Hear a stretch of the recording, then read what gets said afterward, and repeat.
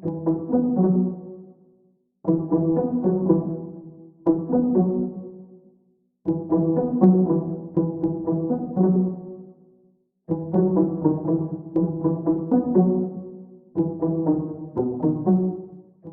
anatin'ny trangana tsy fandriam-pahalemana trany Andrano Madio Toamasina, tovolahy 12 taona zanaky ny polisy no maty no tifirina Jolay izay misa 8 nanafika tokantranon'izy ireo tamin'iny androny omahaliny tamin'ny 2 ora maraina tany hoany.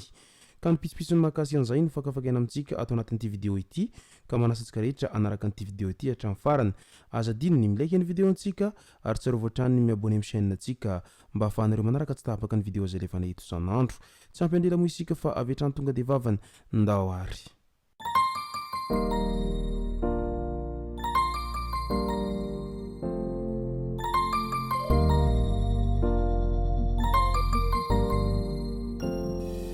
Ny tonga tsy miarahaba hono namantezitra ka dia faly miarahaba isika rehetra mpanaraka tsy tapaka an'ity chaîne ity ny tenako amin'ity androandroany ity.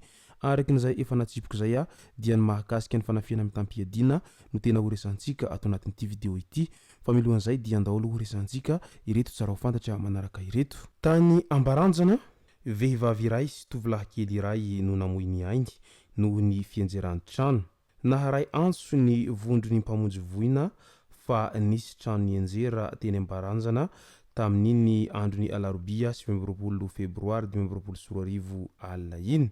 Tokony ho tamin'ny 7:30 minitra tany hoany. Vehivavy iray sy tovolahy kely iray efa samy tsy misy aina intsony no hitan'izy ireo rehefa nandeha ny fikarohana. Napetraka teo ambanin'ny fiahin'ny fianakaviana sy ny fiarahamonina ireto razana roa ireto.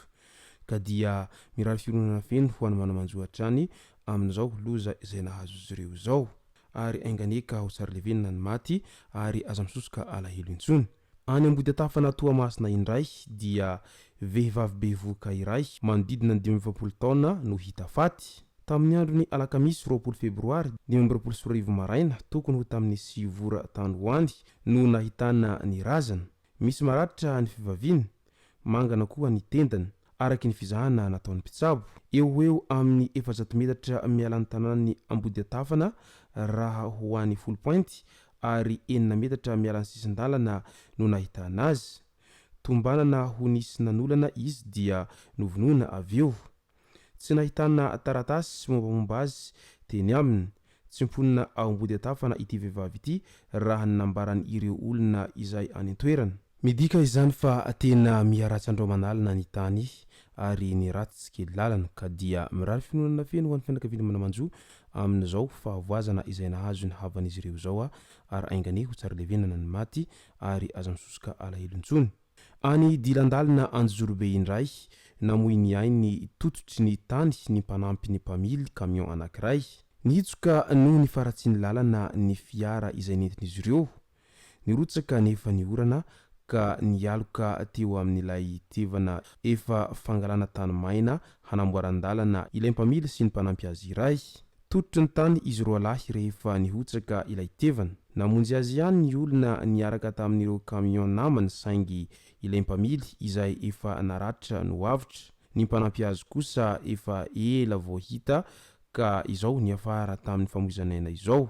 Marina fa tena ratsy ny lalana mianavaratra manomboka eo Anjorobe mandalo any Maromanana, Masakalina, Manta, Andreba, Betatao hatrany Amboasary avaratra, indrindra amin'ny vanim-potoanany fahavaratra tahaka izao ka mampitaraina ny mponina any an-toerana. Toerana izay isan'ny mamokatra voamaina toy ny tsaramaso sy ny maro isan-karazany nefa misedra olana noho ny faratsiany lalana sy ny tsy fandriam-pahalemana isan-karazany ka mijaly amin'ny famoahana vokatra ny mponina any an-toerana amin'izao fotoana izao. Ny lalam-pirenena fahatelo izay efa tena mampiteny ny monina ny faharatsiana amin'izao fotoana izao nefa tsy misy mihitsy ny fandraisana andraikitra ataon'ny fitondram-panjakana manoloana an'izay faratsian-dalana izay mandraky teny androany ka dia anaovana antsoavatrany ho an'ireo mpitondra fanjakana ity haratsian-dalana izay mampitaraina ny mponina any an-toerana any amin'izao fotoana izao fa tena mijaly izy ireo amin'izay fivezivezena sy ny famoaham-bokatra avy any an-toerana izay.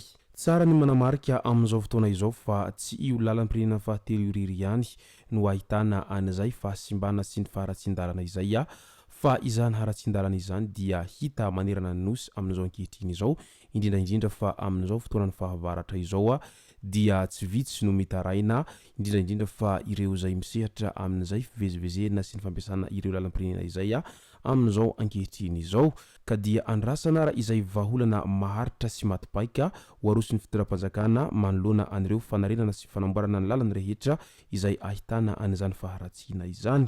Ao anatin'ny vaovao mampalahelo hatrany any Ampomovokely Andilamena namoy ny ainy latsaka tany anaty lavadrano ny ankizy vavikely misa roa izay samy 4 taona. Tao amin'ny fokontany Ampomovokely commune Andilamena distrikany Andilamena no nitranga ny loza ny alatsinainy 17 febroary 2024 lasa teo iny. Araky ny nambarany manamanjo dia telo mirahavavy izy ireo no nandeha ny ambina gisa nandro izy ireo rehefa nafana ny andro. Tsy nampoizin'izy telo vavy akory fa nisy lavadrano tamin'ilay rano nandrona ka latsaka tao anatin'izany ny roa vavy. Nody nampandray ny ray aman-dreny ny avy hatrany ny iray rehefa nahita ny zava-nisy.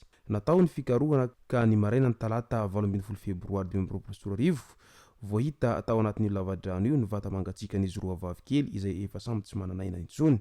Ka ny hafatra raha maso hatrany ny zanaka ray aman-dreny indrindraindrindra fa ny zazakely tahaka nytony mba hialana amin'izay mety holoza hitranga izay tena mampalahelo tahaka an'izao nahazo an'ireto roa vavy kely izao ka dia mirary finoana feno hatrany ho an'ny fianakaviana manamanjo amin'izao loza izay nahazo ny havan'izy ireo izao. Andao amin'izay ho resantsika ny zavanitranga tany Andranomadio Toamasina.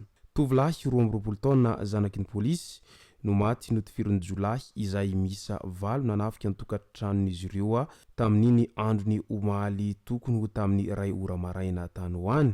Notifirin'ireo jolahy teo imasony zanany vavy ihany koa ilay polisy izay rain'io tovolahy io ka teo amin'ny tarehy no voatifitra raha ny vaovao ray hatrany.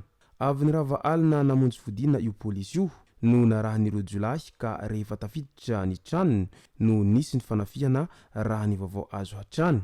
Finday sy vola no lasan'ireo jolahy. Mbola miatrika fandidina ao amin'ny hopitaly manarapenitra ao Toamasina kosa io polisy io amin'izao fotoana izao araky ny vaovao ray avy any an-toerana hatrany.